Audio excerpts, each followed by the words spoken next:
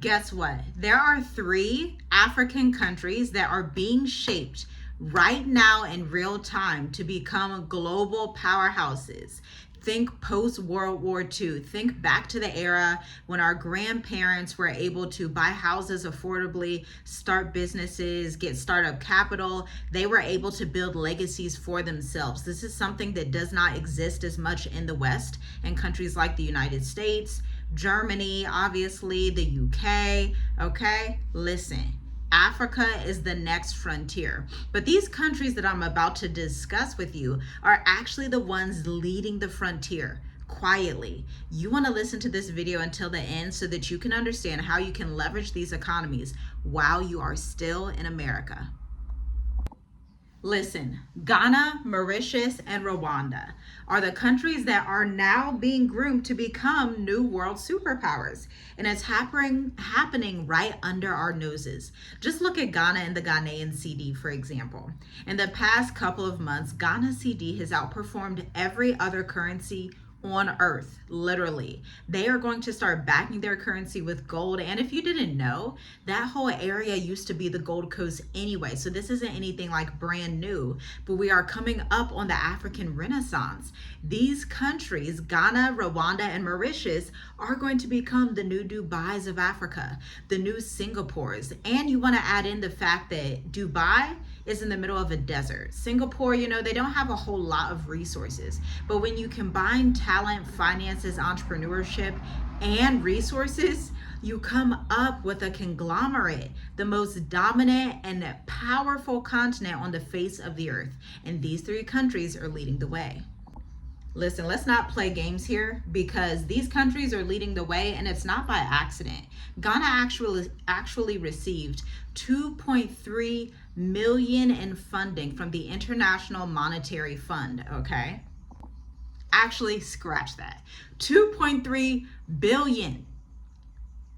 $2.3 billion that have been loaned to both Rwanda and Ghana. If you look at their economies and the way that they both have startup ecosystems, for one, the way that Ghana has been able to basically attract diaspora, not only from America, from Caribbean, from the UK, from Germany, from everywhere, anywhere the diaspora people are, a lot of them will flock to Ghana for a good reason. It has a startup enterprise atmosphere, across like a bustling city. They have skyscrapers. They have beautiful landscapes. They have businesses all over the place. People are building real estate projects. People are becoming digital nomadic entrepreneurs. It's even a hub for white Americans. I saw this white American guy on TikTok talking about why Ghana is the future and America is not. And so it's like, if you're not looking on the African continent as an African or as an African American, you're already a little bit behind, but I don't want you to get behind. So I'm going to help you out. Let's keep going here.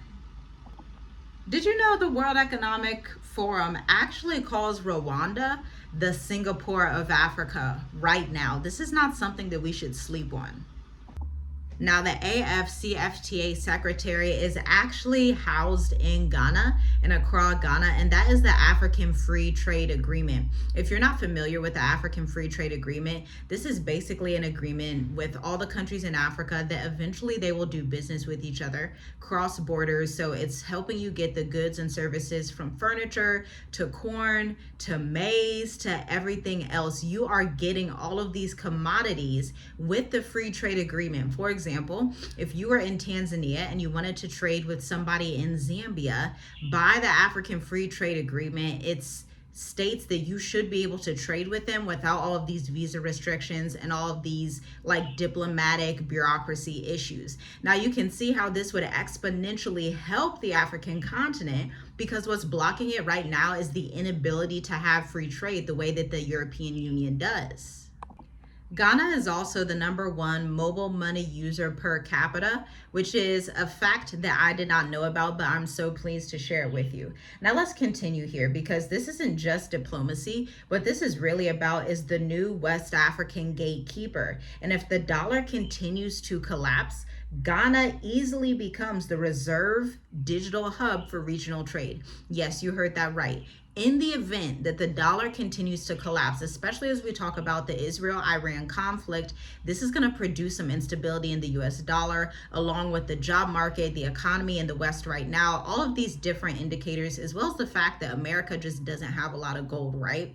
And so Ghana, being a place that has gold, has talent, has the resources, has the international attraction that the US has basically said bye to, basically said good riddance and broken ties with countries like Canada, Spain, Portugal, Switzerland. Remember, Portugal just kicked out hundreds and thousands of Airbnbs out of, Spain. Spain kicked out hundreds of thousands of Airbnbs out of their country. Now think, Ghana isn't doing that. Ghana is welcoming international people of every different nation and language, hoping they'll do business there and partner there and see Ghana as the regional trade hub that it has always been destined to be.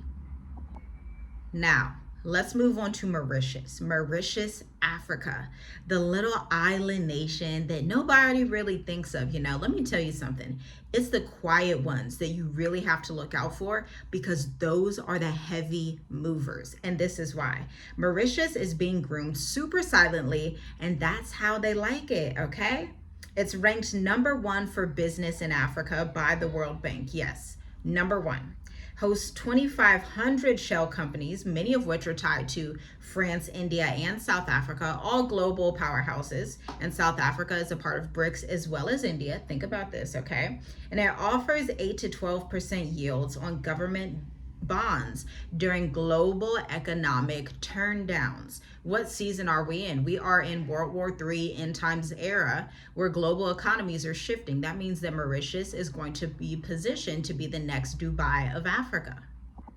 Mauritius also has one of the only fintech sandboxes in sub-Saharan Africa. Are you ready for this? This is where AI, crypto, and robo-advisors are legally testable, meaning entrepreneurs that invest in information technology, crypto, AI, they can come in here and have their innovative business plans and not only get access legally to their system to build their startup infrastructure and to build out their businesses, but they can also get like some really cool, not necessarily discounts, but these cool rebates that they have. Just check out the Mauritius Economic Development Bank website if you want to see what I mean. Mauritius is essentially being panned out as the Switzerland of sub-Saharan Africa, but without all of the issues that they have in the Northern Hemisphere.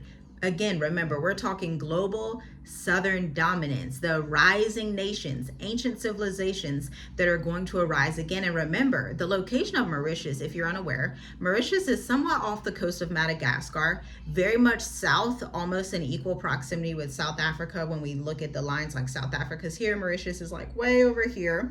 So they're very much south, and they have proximity to India, China, Dubai, direct flights to Paris, France, direct flights to Egypt, direct flights to Ethiopia, Kenya, Tanzania, South Africa. You can get to South Africa pretty quickly from Mauritius. And so Mauritius is having a very strong geopolitical presence, especially when we think about their geography.